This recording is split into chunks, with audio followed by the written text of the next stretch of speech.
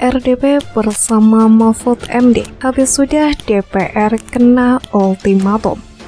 Apakah kepala komite boleh membuka itu ke publik? Jawab. Ya. Jawab. Ya. Jawab. Ya. Dalam konteks saya ingin menyampaikan bahwa kedudukan DPR dan pemerintah ini sejajar. Oleh sebab itu kita harus bersama bersikap sejajar, saling menerangkan, saling berargumen. Tidak boleh ada yang satu menuding yang lain seperti polisi memeriksa copet. Sanksinya setiap orang itu dipidana dengan pidana penjara paling lama 4 tahun. Misalnya saya tanya ke Pak Benny, boleh enggak saya ke kamar mandi sekarang? Boleh, mana pasalnya? Enggak ada, karena boleh. Kalau dilarang baru ada pasalnya. Di mana dalilnya? Nah, sekarang bukan bahasa Arab, bahasa Latin. Nolum delictum nola puna sine previa lege punale. Ini dalam hukum pidana.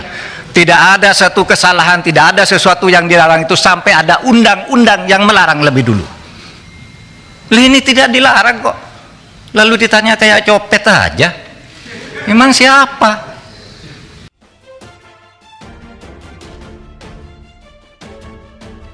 Rapat Komisi 3 DPR bersama Menko Polhukam Mahfud MD langsung panas sejak dimulai rapat pada Rabu sore 29 Maret 2023. Rapat tersebut membahas transaksi janggal 349 triliun. Ketika membuka paparannya, Mahfud MD menegaskan bahwa posisi atau kedudukan pemerintah dan DPR sejajar. Karena itu, kata dia, sudah sepantasnya untuk tidak saling menuding. Saya ingin menyampaikan bahwa kedudukan DPR dan pemerintah ini sejajar. Oleh sebab itu kita harus bersama bersikap sejajar, saling menerangkan, saling berargumen. Tidak boleh ada yang satu menuding yang lain seperti polisi memeriksa copet. Pemerintah bisa melakukan itu. Oleh sebab itu, mari kita setara aja, saling buka. Itu tadi yang substansi, ya kita tunjukkan nanti datanya, ya. Tapi saya ingin bagi dua keterangan saya ini, ya. Pertama, saya ingin menegakkan soal legal standing. Bolehkah Menko Polhukam mengumumkan data pencucian uang ke publik yang kemarin dipersoalkan? Saya jawab nanti. Lalu yang kedua nanti substansi tadi yang menyangkut yang sudah tadi dijelaskan oleh Ibu Sri Mulyani, sahabat saya yang sangat baik. Saya kira salah seorang menteri yang terbaik di kabinet, sehingga harus saya bantu dengan sebaik-baiknya. Saudara sekalian, saya mengumumkan kasus itu, saudara, adalah sifatnya agregat. Jadi perputaran uang tidak menyebut nama orang, tidak menyebut nama akun. Itu tidak boleh. Agregat, bahwa perputaran uang dari sekian ratus orang itu 249 T. Agregat, ya, saudara.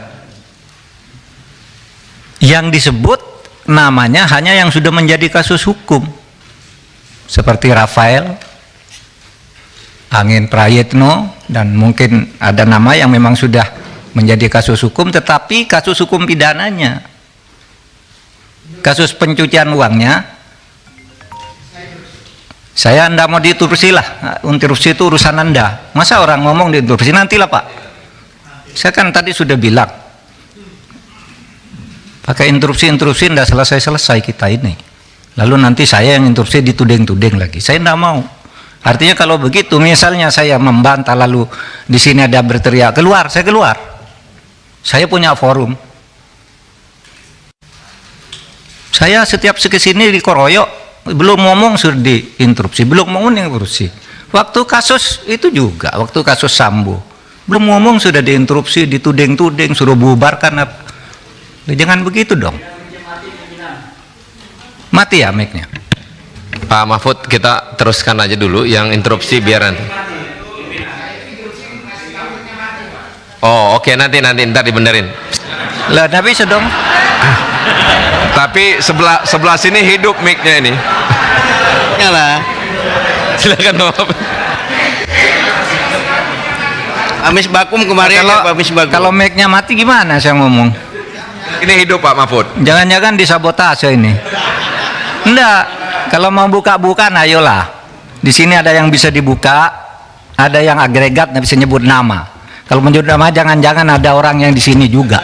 Di ruangan sana jangan-jangan orang yang ada nama sini. Tapi kalau mau buka-bukaan ayo. Lah, nah ini kedengaran enggak? Kedengaran sana. Makanya baik ya. Saya tidak sebut nama. Ya. Yang nyebut nama yang ketiga inisial bukan saya. Bu Sri Mulyani tadi. Itu nanti tanyakan ke beliau, tapi itu justru salahnya di situ. Itu. Saudara, ini ada ketentuan nih di undang-undang yang tidak boleh menyebut itu kalau menyangkut ini identitas seseorang, kemudian nama perusahaan, nomor akun dan sebagainya itu ya. Profil entitas yang terkait yang melakukan transaksi, pihak terlapor, nilai, tujuan transaksi. Nah itu semua nggak boleh disebut. Saya tidak nyebut apa-apa, hanya nyebut angka agregat. Oke, satu. Oleh sebab itu saya harus jawab dulu satu persatu. 3 orang nih Pak Arteria. Wah katanya ini bisa diancam dengan ancaman hukuman pidana 4 tahun. Karena itu lalu terpancing si Boyamin itu ngelaporin betul. Meskipun dia guyon sebenarnya. Biar yang dipanggil itu menjelaskan katanya biar Pak Arteria. Dia mati dipanggil oleh polisi karena ada laporan, lalu apa salahnya? Itu kata si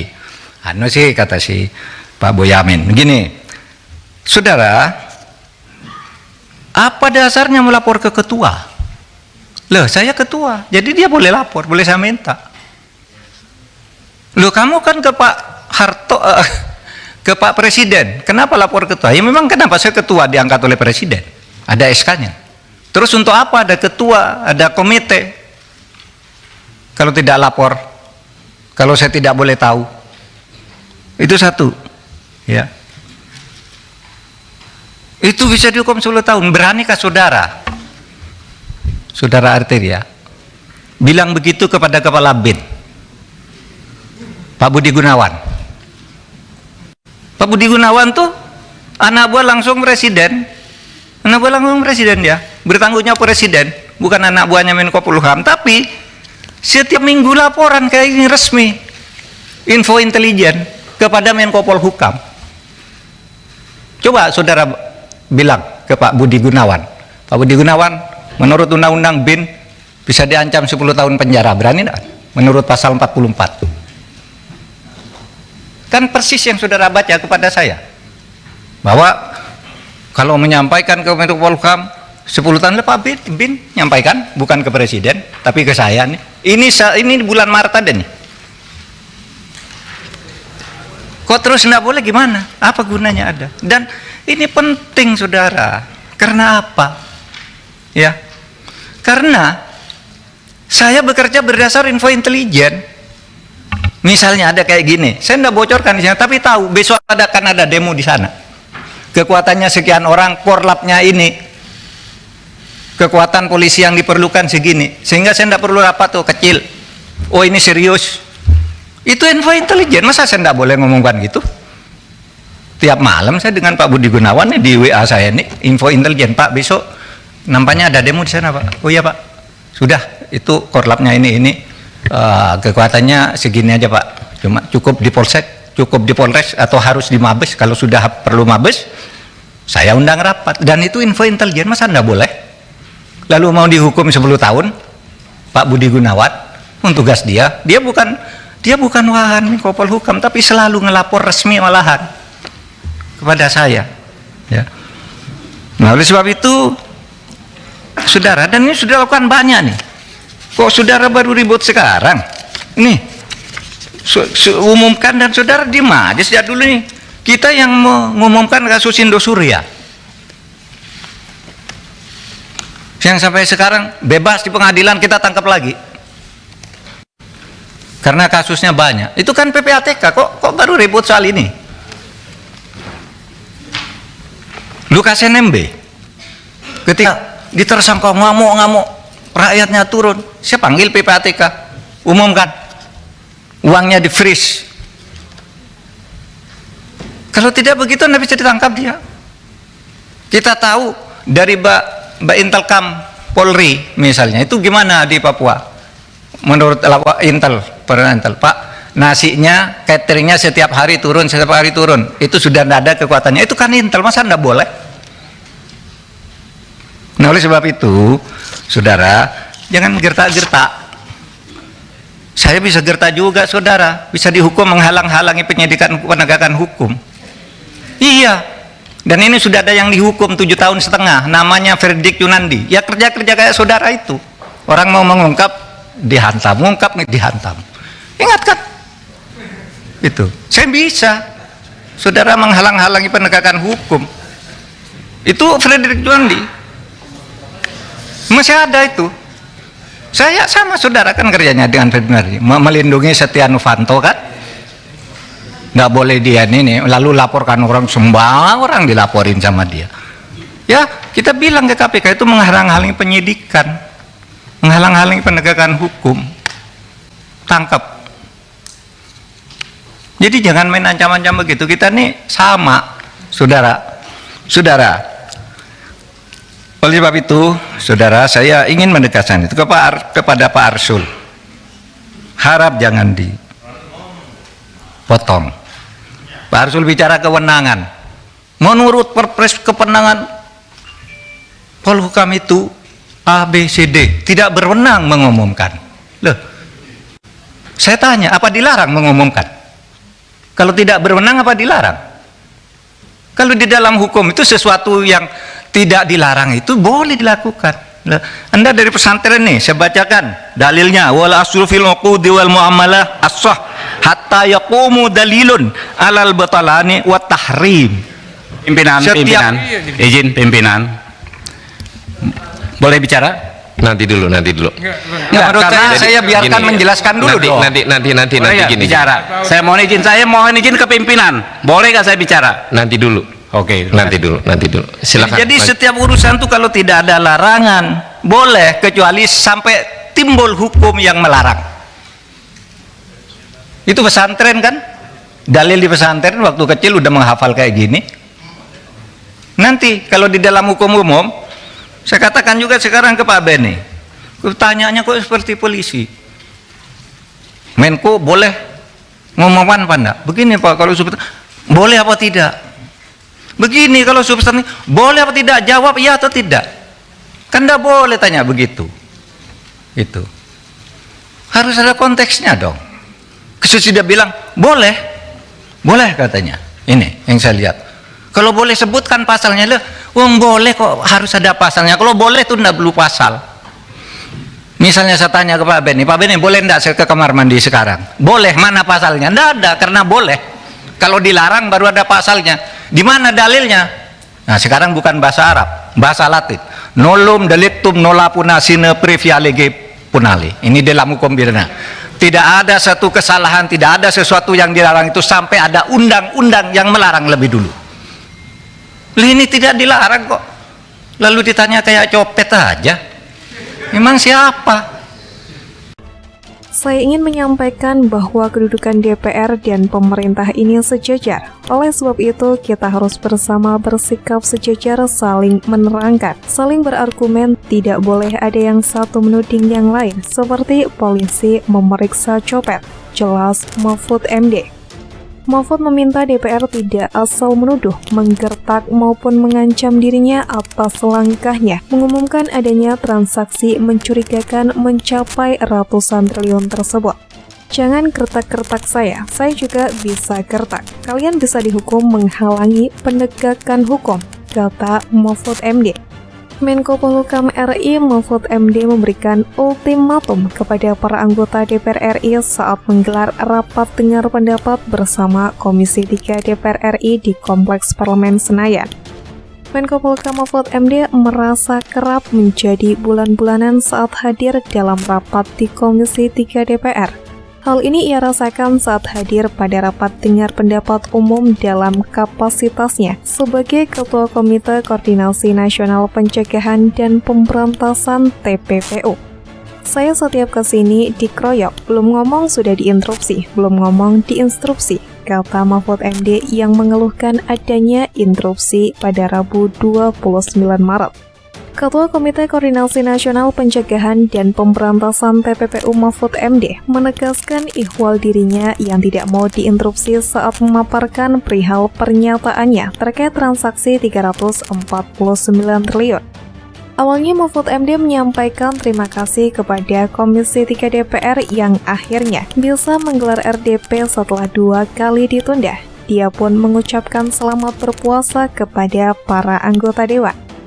Saya ingin menyampaikan terima kasih kepada Komisi 3 setelah menunda pertemuan 2 kali. Sore ini kita ketemu. Selamat menunaikan ibadah puasa bagi yang menjalankan, ujar Mahfud MD.